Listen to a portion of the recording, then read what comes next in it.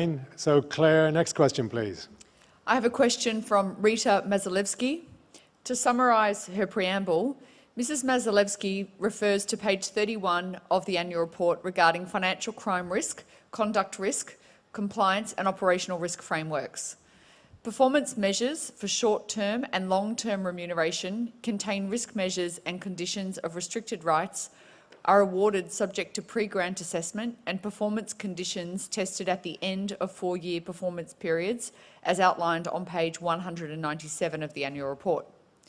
Page 58 of the annual report states, overall, there were many positive achievements in 2023, and in the board's view, the CEO deserves an overall assessment outcome of well above target.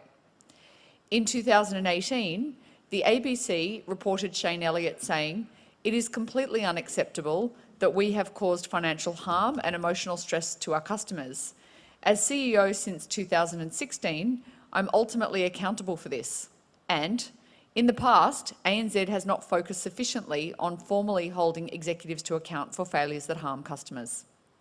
Her questions are, how can the board justify continuing to significantly reward Mr. Elliott since 2018, especially on the cusp of him leaving the bank, when the bank's serious failings continue with many legacy cases remaining unaddressed, with Mr. Elliott and the bank blatantly refusing to engage with, meet or address its aggrieved customers' serious complaints?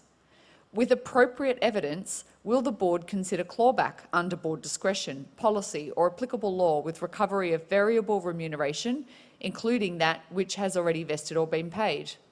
As Mr. Elliott has denied to meet with me as recently as December 2022, I request a meeting with the chairman, Mr. Paul O'Sullivan, and board members regarding the bank's ongoing cover-up of its wrongdoing in my serious matter. Thank you. Thanks, Rita. And look, as I stated at the beginning, we're not going to discuss individual customer issues in the meeting. Just going back to try and answer that question, if I can, comprehensively, I think the board has shown that it is willing to exercise negative discretion on numerous occasions. You saw that around the Royal Commission. You saw that last year, I think it was, when we looked at some changes due to the performance in the home loan market. So the board will do it where appropriate.